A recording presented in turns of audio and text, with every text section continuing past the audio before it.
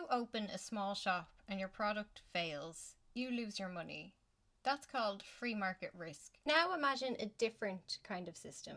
Instead of taking a risk, you lend your money directly to the government. In return, the government hands you a piece of paper called a bond. To make sure you get paid back with interest, the government uses its police and its tax collectors to extract money from working class citizens. That is not free market capitalism. This is sovereign usury. It is a system where private bankers use state power to guarantee their own profits. And no investment bank in American history perfected this system quite like Kuhn, Loeb Co. In the previous video, I showed you how Max Warburg of Hamburg filtered Jewish refugees through private border stations onto transatlantic steamships. When these refugees arrived in New York City, Max's brothers, Paul and Felix Warburg, were waiting as senior partners at Kuhn, Loeb Co.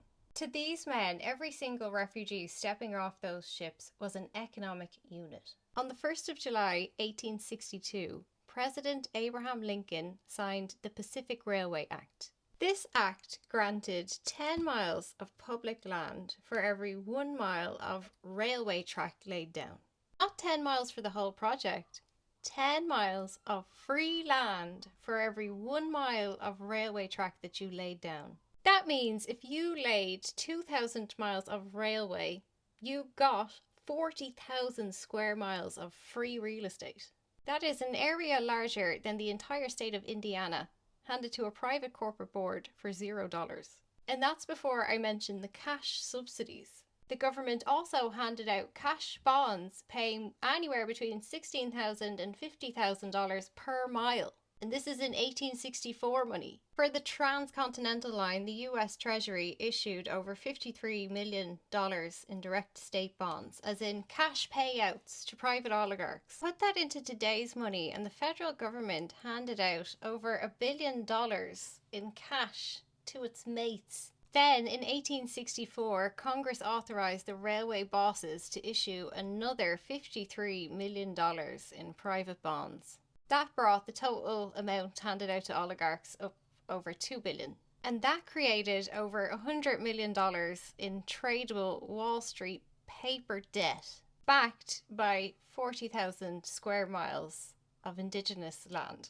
When you add up all the railway acts that passed between 1862 and 1871, Congress handed private rail cartels a total of 273,000 square miles of public territory. That's larger than the entire state of Texas. And the state used military force to clear the land for these private owners. The state funded the construction, and Wall Street bankers kept the paper, the land, and the profits.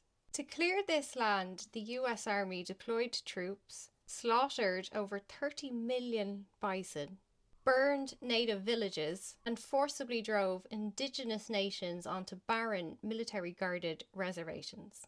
This is America's genocide. It happened between 1860 and 1880. Wall Street bankers could not sell paper debt secured by land that indigenous nations physically controlled. The state used military violence to extinguish native occupancy and create a legal patent that private corporations could monetize. Kuhn and Loeb were the syndicate managers for the railroad land grants.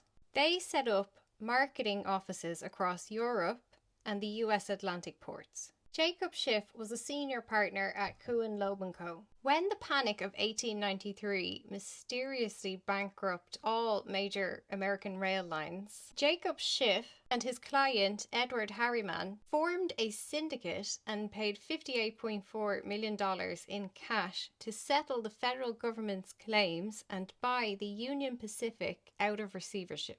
Kuhn, Loeb Co. then reorganized that company into the Union Pacific Railroad Company, and they underwrote $100 million in new first mortgage bonds and $75 million in preferred stock. Those bonds were secured against the actual physical railways, like the value of the steel in the ground. Meaning if the bank ever defaulted on these bonds, you'd have to pull up the physical railways. This business model depended on converting land into continuous cash flow.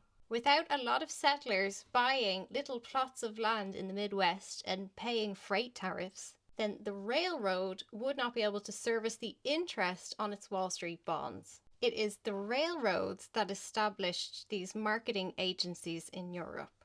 They were offering mortgages. All of that free land that the railroads got from the federal government, that the federal government stole from the indigenous nations, was divided into thousands of tiny little plots. And these desperate refugees were then offered 10 and 15-year mortgages on those plots, on that land they had gotten for free.